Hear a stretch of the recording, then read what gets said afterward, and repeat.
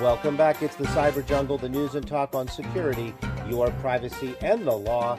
I'm Ira Victor. Well, I've been looking forward to this segment as we got ready for the show this week because I read an interesting article by Dr. Mansur Hasib that talked about all of the breaches that we've been seeing, about process, about who's getting fired. A whole bunch of issues that we talk about here on the show seem to be encapsulated by the writings in this article by Dr. Mansur Hasib. That is in a number of places, actually. Let me get my system here. Enterprise Tech. We'll post a link to that story, plus some other things in Fierce. Let's see here. What's that link? Fierce Health IT.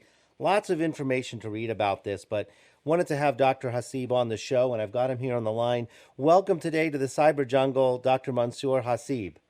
Thank you, Ira. Thank you for having me. I appreciate it very much. You're welcome. And I know that you are a cybersecurity and thought leader. You obviously have a number of jobs out in the field, but today our conversation is going to be amongst professional and your own personal opinions and thoughts about the topic. Absolutely. All right. So, boy, so much in your writings to talk about. Let's start with this. We've got the breach at the Office of Personnel Management, the breach at the IRS, breach at Anthem, breaches at large retailers. We just found out last week that the Trump hospitality hotels have been breached. What's interesting, Mansur, that you point out is where are the senior executives that are getting fired for all of these breaches, right? We see all the time when a baseball team loses a playoff or a championship, the manager gets fired. Right. We don't seem to see that when it comes to information security breaches. Right, and that's part of the reason that I wrote that article, because it seems like I've normally been a very polite person. I've professionally tried to point this particular issue out for the last 5 years as I was writing and speaking on this topic, that we seem to think it's a technology problem, but it has never been a technology problem. It has always been an organizational problem. The first issue has been that chief information officers historically have reported to chief financial officers. The moment you do that, basically your chief financial officer is driving your IT and cybersecurity strategy. And that is like a bus driver driving an airplane without a license. I had that same situation in my first job as a CIO. And every time it was all about money. Anything I tried to do, no, we cannot do it, because if you think about it, a CIO's job is very strategic. We are supposed to look at the future, prepare the organization to thwart threats and issues that will happen 4 or 5 years from now, not now.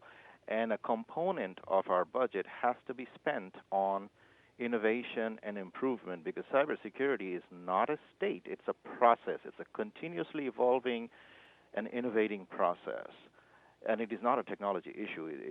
The primary focus has to be on people, and so you have to have sharp people who are engaged, who are innovative, and who are constantly thinking, how do I improve the situation?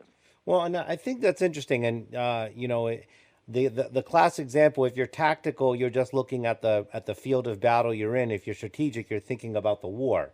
Correct. Right? But what's interesting is that if you use that analogy, the CIO is the senior general of the war, and yet human resources, the legal department, reports to the CEO often. But as you correctly point out in your article, on one of those articles, the chief information officer is not reporting to the CEO. Correct. And Anthem is the perfect example of that. And that's why when I saw that situation, I said, this is very interesting, because it is very symptomatic of exactly what's been going on. Because two things are going to happen when you have the wrong reporting relationship. First, even if you have a CIO, that CIO is going to earn less than the chief financial officer or the chief administrative officer. So you're going to get a completely different kind of person. For example, if I were to be looking for a CIO job today, I would never agree to work for a chief administrative officer or a human resources officer or a financial officer. That would be ridiculous. Well, and so it is interesting because that word chief is supposed to mean if you, Correct. that you're Exactly. right that you report to the CEO. It's so interesting that the CIO is not really a chief. It's really a director Correct. level if Dressed they're up to be, reporting. yes. And so I have had conversations about this. Now, there are some CIOs who are truly chiefs, there are others who are not. Because what happened was that many of these presidents and CEOs decided, so and so, because they are in this CEO circle, so and so has a chief information officer, so I got to have one. So they went ahead and renamed or retitled their director of information technology or a manager of IT to this chief information officer. So you will hardly ever see those older titles today. The the what has not changed is their empowerment or their compensation. Now, so that's the second part. So that's what happens when you're not reporting to the CEO, you're not on his radar screen, you're not viewed as critical as an important or strategic to the business to Right. justify You're the viewed as a attention, cost the time. center. Yeah, no, so that's the other point you said in your article that, a lot of times in the field when I talk to my colleagues and they're frustrated at a certain job, they say, "Oh, I'm like the janitor." They Hmm. have to have somebody clean the toilets, but Hmm. they don't really respect us as a strategic part of the business. Right. And you agree with that sentiment in a lot of Yes, I organizations. do, because so today the whole field of particularly healthcare, it's all about technology driving this organization forward. It's a very, very strategic asset because if you think about it, electronic health records, health information exchanges, health insurance exchanges, this whole revolution of incorporating technology to drive the mission of the organization has become critical and vital. So you cannot have the old style CEOs who are from a finance background and all they're looking at is money, spending as little as possible, and not investing enough. Now, in my book, for example, I talk about organizations that have done it the correct way. Kaiser Permanente, for example, is a good example because over there, the CEO and the CIO partnership has been going on, I believe, from almost 1995 or so, which is revolutionary. The same issue has been going on at Indiana University, for example, where I think the CIO reported to the president as early as 1997. And one of the most amazing stories is that Indiana University actually now has a president who used to be a CIO.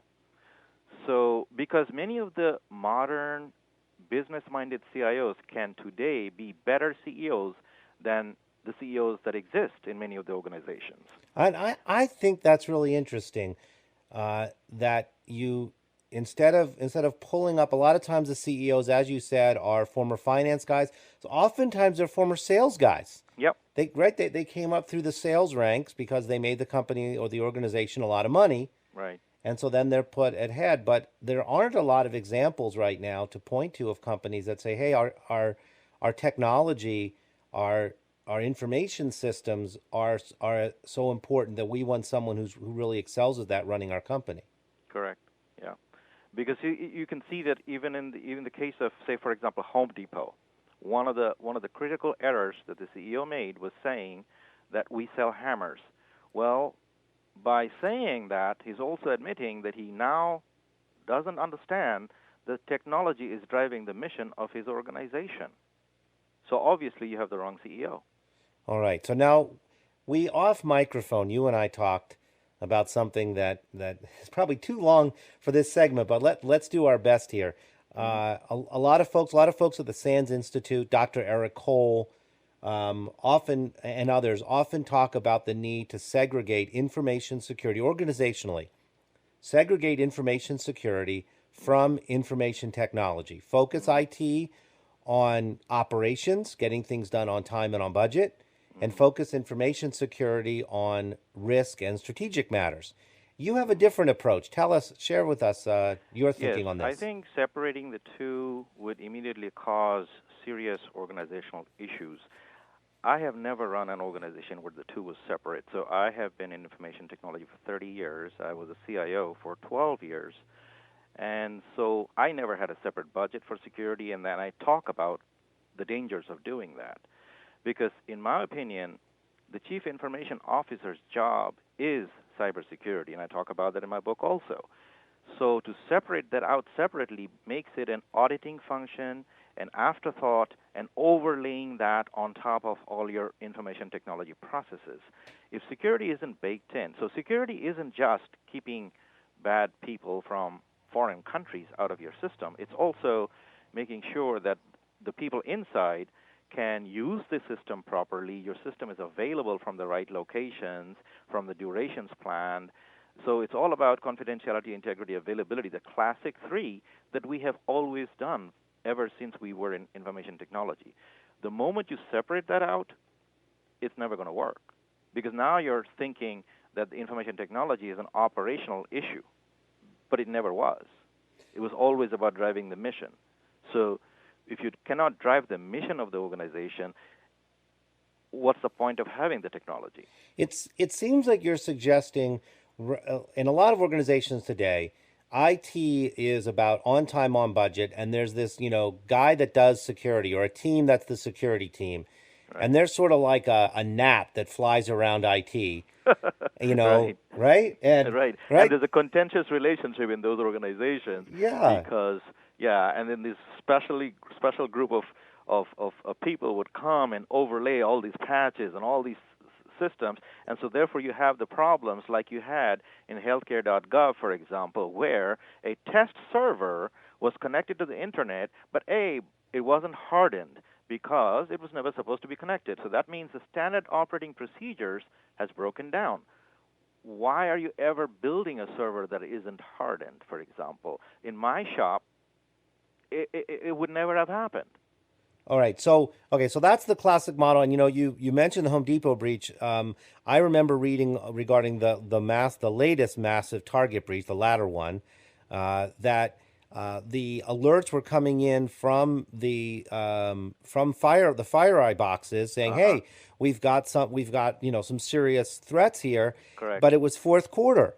Correct. So I can imagine the guys in IT were like, "Oh, no, we got to keep every point of sale system. If there's 50 in a store, that's 50 lanes, and we have to have 50 lanes open, and we'll deal with these alerts after the fourth quarter." And indeed, they turned off the alerts from the FireEye system.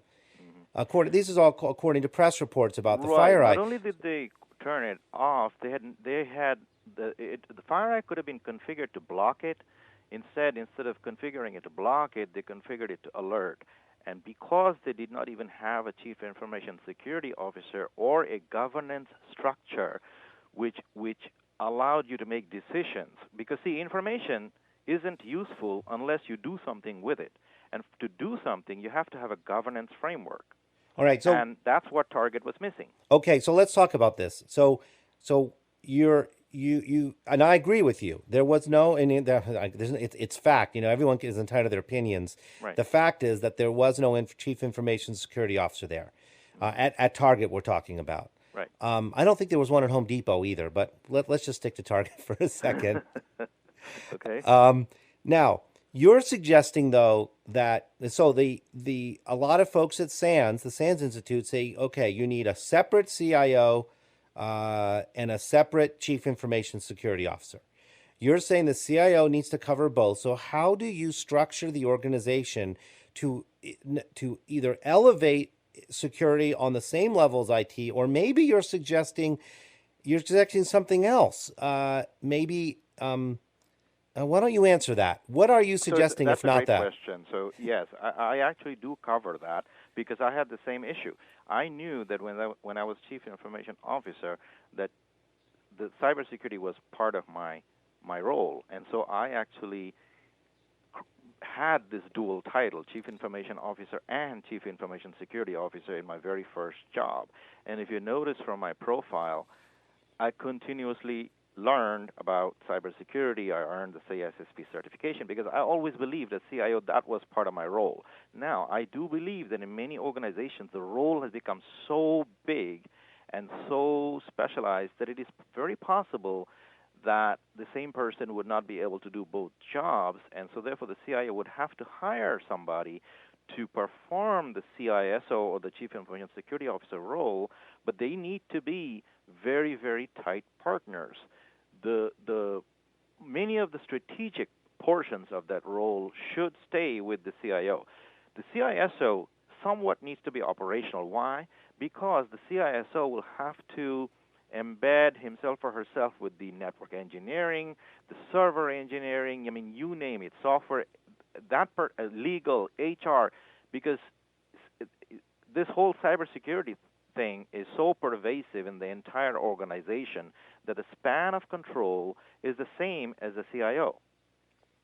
Right. And so they have to be in lockstep and barrel. So but do we have two separate operational people? roles of the CIO should now be done by the CISO in that partnership. All right, so let's talk. Let's see if we can talk about this hypothetical XYZ Corp that's got value. They've acknowledged that information technologies are strategic to the business. Mm-hmm. They've acknowledged at XYZ Corp that information security is strategic to the business. Mm-hmm. So where do you think? So should they have both a CIO and a CISO as Yes, two separate people? Given the size of the organization. So it really depends on the size. For many small organizations, if you're a 1,000-member organization, you may not need both as long as you have the CIO who's capable of performing the CISO role also. In large organizations, the workload just becomes too big. So you will definitely need two people, and you might need more than just the CISO. You might need additional cybersecurity staff members. So for a small organization, let me throw this at you, which I think about as you say this. Mm-hmm. Right now, in a lot of small organizations, the person who's in charge of IT, whether it's a CIO, whatever the title is, Mm-hmm. the senior information systems person, is primarily an IT person. Mm-hmm. And as we've talked about, security is sort of an afterthought. Mm-hmm. Should we be inverting that? Should information security be the prime driver? And that if you've got one person doing this, that IT is reporting to information security, not the other way around. So this is the tough thing, because you're still separating IT from cybersecurity. I do believe that anybody who leads IT today really needs to be very strong in the cybersecurity aspects. If all they're doing is implementing technology and making it run, that's not strategy. That's not strategic.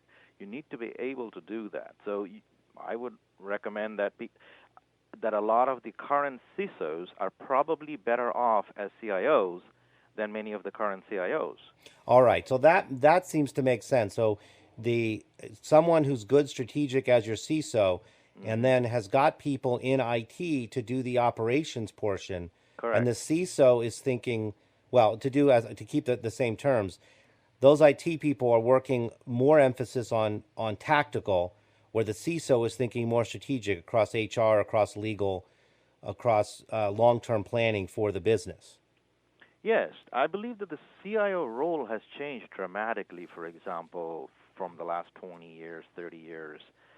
Initially, when these people were hired, they were hired in accounting, finance, HR, and that's why the traditional reporting role or reporting relationship to the chief financial officer happened, because that's where it was computing. It was all about crunching numbers.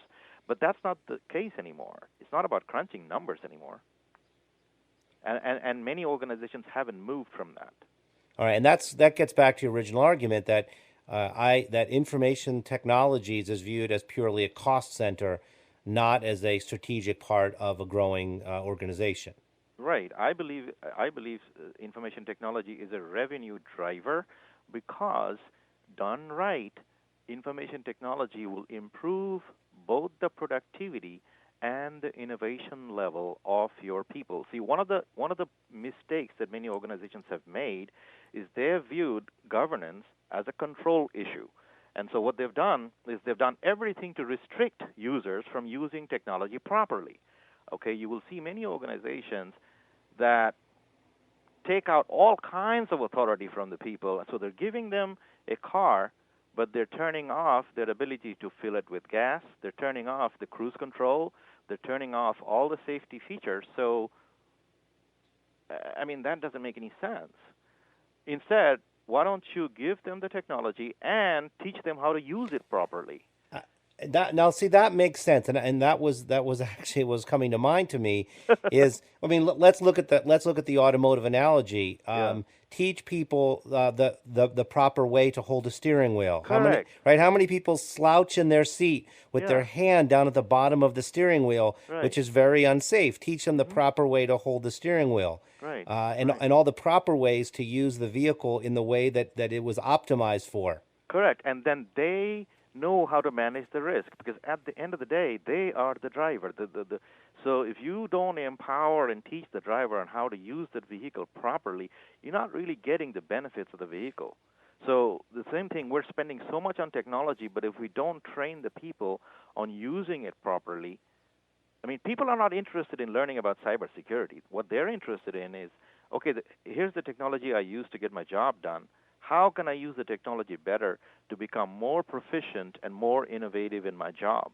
That's what I should be teaching. See, when I was teaching people about information technology, I wasn't teaching them cybersecurity or all these things. I was just teaching them how to be better at their jobs. And so that's looking at all these information systems as productivity tools. Correct, absolutely.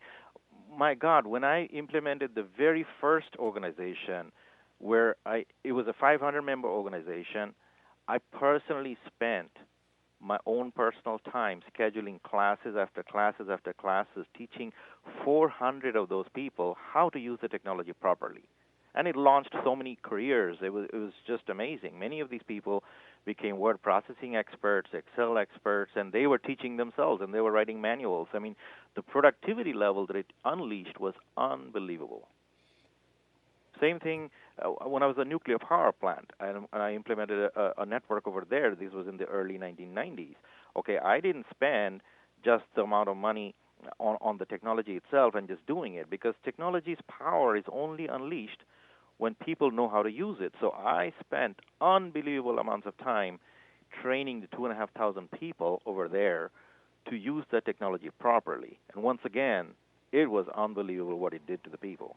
It seems to me that if you follow this philosophy, it would hurt a lot of cyber criminals who are leveraging social engineering attacks, betting that users are unaware of the implications of what they do when they click on So an true, attachment. so true.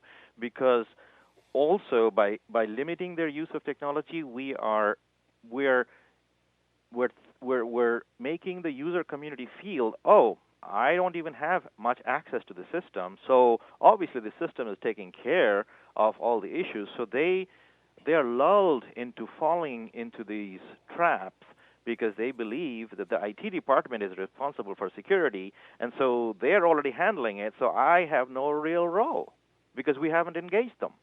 Instead, empower them, train them, make them aware, and not only that, teach them how to recognize issues and how to recover from some of these problems. I tell you, if an IT person today can fix an issue, most tech-savvy users can also fix the same issue. So why don't we teach them? Wow, a lot here, but it's great because you know what? Um, let's go back to the beginning. Firing the leaders, the coaches, as it were, the coaches of the team, to use another analogy, because we're not talking about firing the people that are getting their fingernails dirty and doing the work, Right. but firing the leaders for not really taking a leadership role in this area is the place we need to start, isn't it? Absolutely, because the CEOs are critical. Because of a CEO, one of the primary roles of a CEO is to figure out how to set up the organizational chart. If a CEO today thinks that the CIO belongs down in the finance organization or the operations organization or the administrative organization or the HR organization, I can tell you right up front that CEO is not the right CEO for that company. Because if you cannot even do the basic job of setting up the right organizational structure, what are you doing in that business? So, moment you do that, you will also now hire the wrong people for the various roles, and everything cascades from that. Wow. All right. A lot here. So now I didn't know actually, as I read through, and we're on the line with Dr. Mansur Hasib, cybersecurity thought leader. And I know that you've got some information on the web. I didn't know that you authored a book about.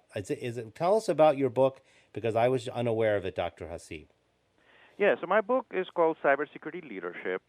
I wrote it after I finished my doctoral work, where I found out that in half of healthcare, the chief information officer is reporting to the chief financial officer and all that. So I said, oh my God, I mean, all of these issues really need to be fixed. And I wasn't finding any cybersecurity books that dealt with the people, the leadership, the human aspects of cybersecurity. Because, see, there are three tools required for cybersecurity. One is people, the other is process, and then third is technology.